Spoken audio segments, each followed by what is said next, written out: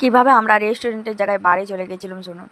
প্রায় ৮-৯ মাস হয়ে গেছে আমরা রেস্টুরেন্টে যাওয়া হয় না। আগে মাসে ২ বার ৩ বার করে যেতাম। আর আমার বাবা মানে শ্বশুরমশাই যেই থেকে শরীর খারাপ শুনেছি সেই থেকে খাওয়া-দাওয়া আনন্দ তো ধরতে গেলে হারিয়েই গেছিল। বাবা চলে গেছে আজ ৩ মাস হয়ে গেছে। আমার ছেলে অনেক দিন দিয়ে বায়না করছে। আর আমার ছেলে তো খুব আনন্দ রেস্টুরেন্টে যাবে বলে। আমার মেয়েও খালি বলছে চলো, চলো, চলো। তাড়াতাড়ি করতেছে। দেখো সিনেমাটাকে ঝপঝপ করে সাজিয়ে দিলাম। কিভাবে আমরা রেস্টুরেন্টের জায়গায় বারে চলে গেছিলাম শুনুন। প্রায় ৮-৯ মাস হয়ে গেছে আমরা রেস্টুরেন্টে যাওয়া হয় না। আগে মাসে ২ বার ৩ বার করে যেতাম। আর আমার বাবা মানে শ্বশুরমশাই যেই থেকে শরীর খারাপ শুনেছি সেই থেকে খাওয়া-দাওয়া আনন্দ তো ধরতে গেলে হারিয়েই গেছিল। বাবা চলে গেছে আজ ৩ মাস হয়ে গেছে।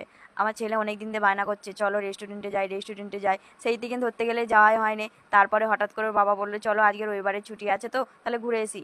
দিয়ে রাস্তায় বেরিয়ে বারবার জিজ্ঞেস করছিল কোন রেস্টুরেন্টে যাবে। আমাদের উলবেড়িয়ায় প্রচুর প্রচুর রেস্টুরেন্ট আছে। তারপরে বললাম চলো অন্য জায়গায় যাই। বলে ওর বাবা বিরিশিপুরে নিয়ে গেছিল। বিরিশিপুরে একটা বড় হোটেল ছিল, হোটেলটা এখন বার হয়ে গেছে।